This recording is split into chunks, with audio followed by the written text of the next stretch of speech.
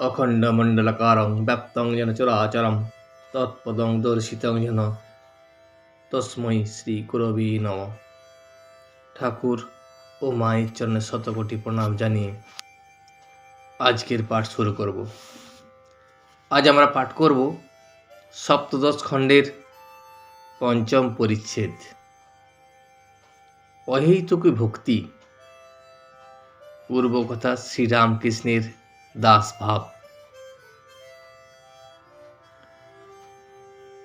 শ্রীরামকৃষ্ণ ইনি যা বলেছেন তার নাম অহৈতুকী ভক্তি।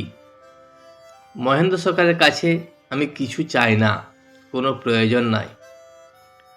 মহেন্দ্র সরকারকে দেখতে ভালো লাগে, এরই নাম অহৈতুকী ভক্তি। একটু আনন্দ হয়, তা কি করব। ঠাকুর ডাক্তারের কথা বলছেন যে ডাক্তারের মধ্যে অহৈতুকী ভক্তি আছে, যে যার ভক্তির মধ্যে কোনো কিছু কামনা থাকবে না, যে কোনো কিছুর জন্য কর্ম করবে না, যার নিষ্কাম কর্ম হবে এবং যার ভক্তি হবে নিষ্কাম ভক্তি, তাকে বলে অহৈতুকী ভক্তি। যেমন মহেন্দ্র সরকারের কাছে কোনো প্রয়োজন নাই, কিন্তু তার সঙ্গে কথাবার্তা হয় কেন, তিনি আসেন কেন না, তার সঙ্গে কথা বলতে একটু ভালো লাগে এবং একটু কথা বললে আনন্দ হয়, সেই জন্য মহেন্দ্র সরকারের কাছে আসে। অহল্যা বলেছিল, হে রাম, যদি শূকর জনিত জন্ম হয় তাতেও আমার আপত্তি নাই, কিন্তু যেন তোমার পাদপদ্মে শুদ্ধা ভক্তি থাকে, আমি আর কিছুই চাই না।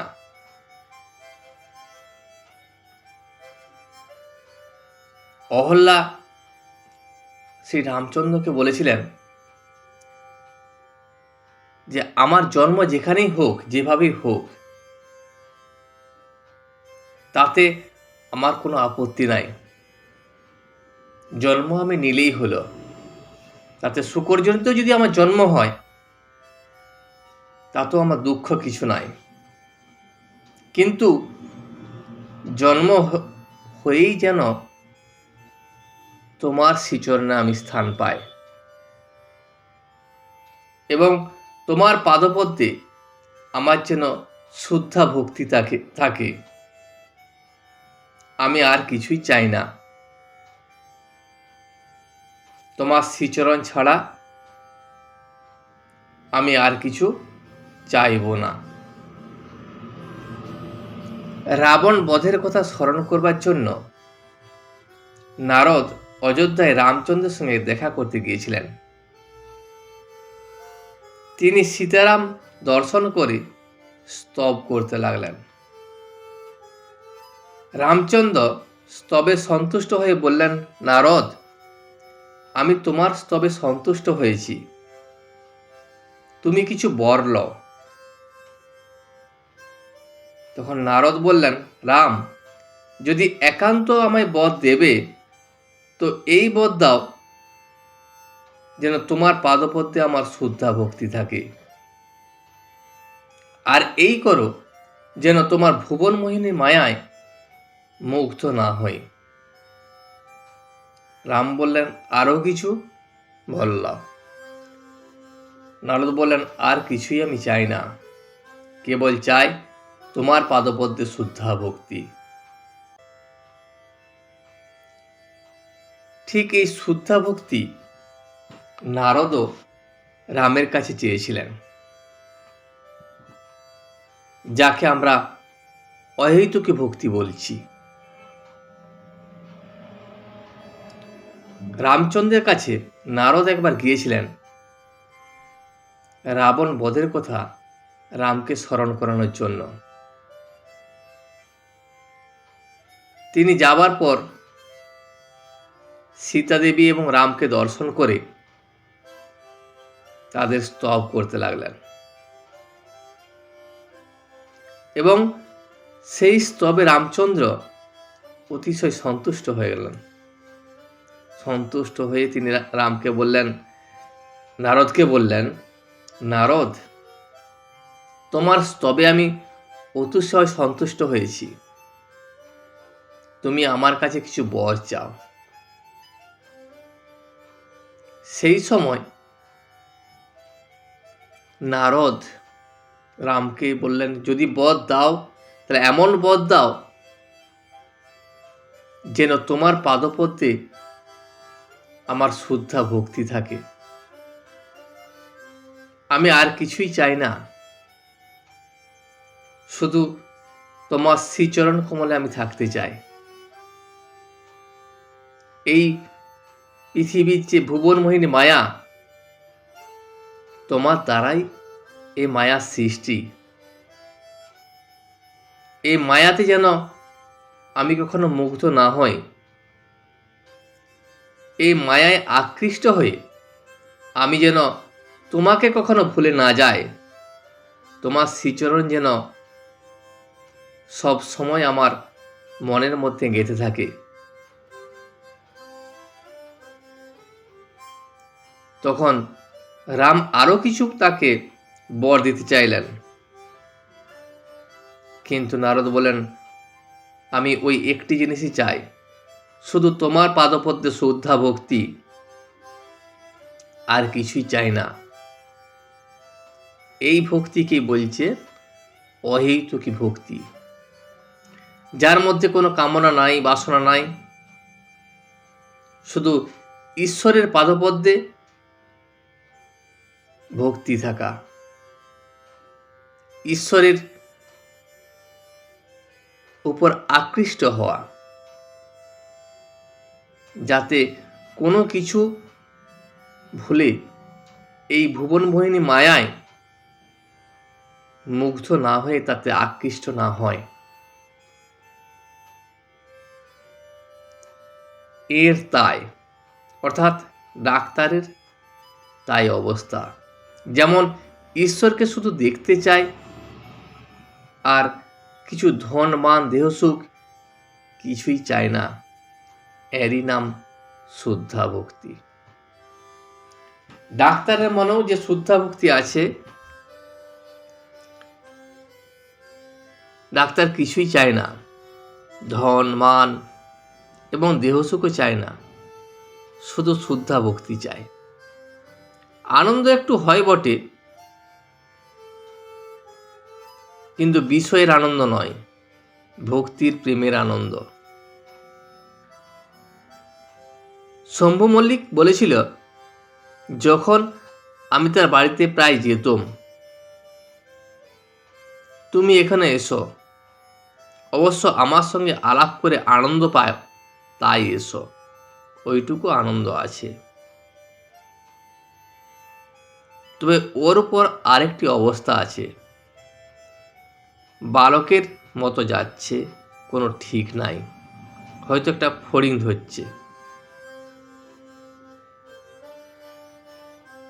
যখন আমি শম্ভু মল্লিকের বাড়িতে যেতাম, শম্ভু মল্লিক আমায় তার বাড়িতে যেতে বলতো, কারণ আমার সঙ্গে আলাপ করে শম্ভু মল্লিক আনন্দ পেত, সেই জন্যই শম্ভু মল্লিক যেতে বলতো। তার উপর আরেকটি অবস্থা, যেমন বালকের অবস্থা। বালকের মতো যে কোনো সময় ফড়িং ধরে। ডাক্তারকে বললেন, এর মনের ভাব কি বুঝেছ?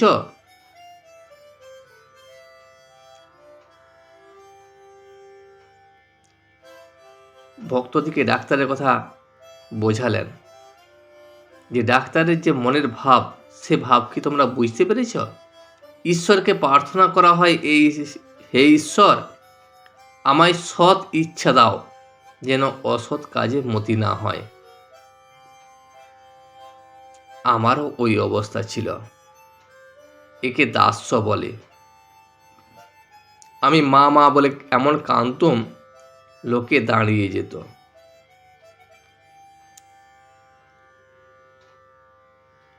যে ইচ্ছায়, সৎ ইচ্ছায়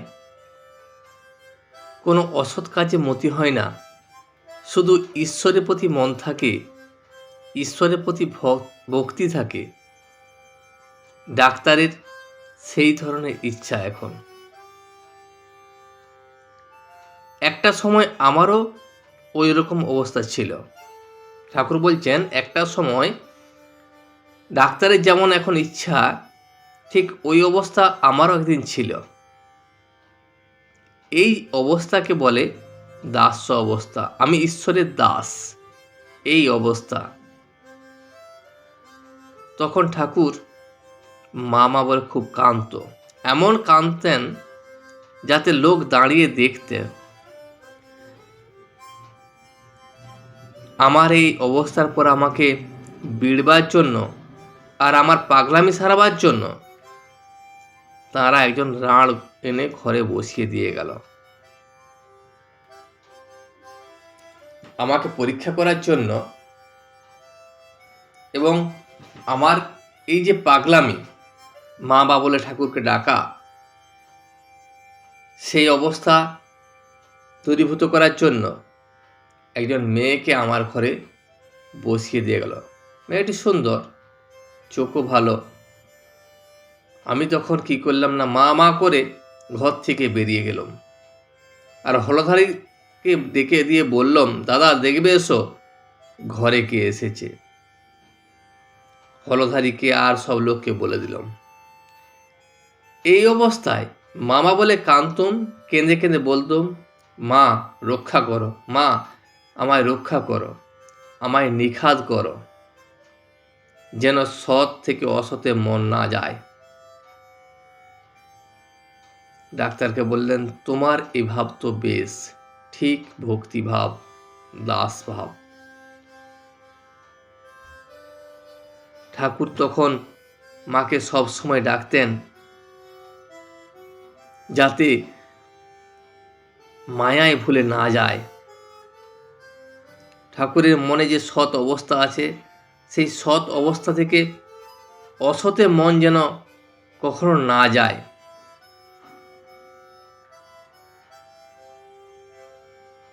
জগতের উপকার ও সামান্য জীব, নিষ্কাম কর্ম ও শুদ্ধ তত্ত্ব। যদি কারো শুদ্ধ সত্য আসে, সে কেবল ঈশ্বর চিন্তা করে। শুদ্ধ সত্য গুণ, এই গুণ যখন কোনো জীবের মধ্যে আসে, সেই শুদ্ধ সত্য গুণ এলে তার মনে আর কোনো চিন্তা থাকবে না। তখন একটিই চিন্তা থাকবে, সে হলো ঈশ্বর চিন্তা। তার আর কিছুই ভালো লাগবে না। কেউ কেউ প্রারব্ধের গুণে জন্ম থেকে শুদ্ধ সত্যগুণ পায়। কামনা শূন্য হয়ে কর্ম করতে চেষ্টা করলে শেষে শুদ্ধ সত্য লাভ হয়। আমরা যা কর্ম করি, সেই কর্মের মধ্যে যদি আমাদের কামনা না থাকে, কামনা শূন্য হয়, তাহলে আমাদের মধ্যে শুদ্ধ সত্য লাভ হয়। এই শুদ্ধ সত্য জ্ঞান তখনই আসবে যখন আমাদের মন কামনা শূন্য হবে। রজমিশাল সত্যগুণ থাকলে ক্রমে নানা দিকে মন হয়। তখন জগতের উপকার করব, এইসব অভিমান এসে জোটে। জগতের উপকার এই সামান্য জীবের পক্ষে করতে যাওয়া বড় কঠিন। তবে যদি কেউ পরোপকারের জন্য কামনা শূন্য হয়ে কর্ম করে, তাতে দোষ নাই।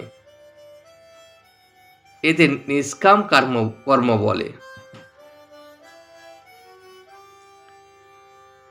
মানুষ তো সামান্য, এই বৃহৎ জগৎ, এই জগতে জগতের উপকার করা বা জীবের উপকার করা বড় কঠিন কাজ। তবে সেই কাজ যদি কেউ করে, তা যদি কামনা শূন্য হয়ে করে, তাতে কোনো দোষ নাই। সেই কাজকে নিষ্কাম কর্ম বলে। এরূপ কর্ম করতে চেষ্টা করা খুব ভালো, কিন্তু সকলে পারে না, বড় কঠিন। সকলেরই কর্ম করতে হবে। দু একটি লোক কর্মত্যাগ করতে পারে, দু একজন লোকে শুদ্ধ সত্য দেখতে পায়। এই নিষ্কাম কর্ম করতে করতে রজমিশান সত্যগুণ ক্রমে শুদ্ধ সত্য হয়ে দাঁড়ায়। শুদ্ধ সত্য হলেই ঈশ্বর লাভ তার কৃপায় হয়। যখনই শুদ্ধ সত্য কর্ম হবে, সেই শুদ্ধ সত্য হলেই সে ঈশ্বর লাভ করবে, ঈশ্বরের কৃপায় ঈশ্বর লাভ করবে। সাধারণ লোকে এই শুদ্ধ সত্যের অবস্থা বুঝতে পারে না। এই শুদ্ধ সত্য কি জিনিস, তা সাধারণ লোকের পক্ষে বোঝা সম্ভব নয়। যেমন হেমামায় বলেছিল, কেমন ভট্টাচার্য মশাই, জগতে মান লাভ করা মানুষ জীবনের উদ্দেশ্য কেমন? সে ভেবেছিল জগতে একটাই কাজ, যাতে বড় সম্মান পাওয়া যায়, যেন সবাই আমাকে মান দেয়, এটাই হলো জীবনের উদ্দেশ্য। কিন্তু না, জীবনের একমাত্র উদ্দেশ্য হলো ঈশ্বর লাভ, ঈশ্বরকে পাওয়া। আজ এখানেই শেষ। ভিডিওটি শেষ পর্যন্ত দেখার জন্য আপনাকে অসংখ্য ধন্যবাদ। ভিডিওটি যদি আপনার ভালো লেগে থাকে, তাহলে একটা লাইক, কমেন্ট এবং বন্ধুর সাথে শেয়ার করে দেবেন। সাবস্ক্রাইব করে পাশে থাকা বেল আইকনটি বাজিয়ে দেবেন, যাতে আপনাদের নতুন ভিডিওগুলি সর্বপ্রথম আপনার কাছে পৌঁছে যায়। জয় শ্রী রামকৃষ্ণ, জয় শ্রী রামকৃষ্ণ, জয় শ্রী রামকৃষ্ণ।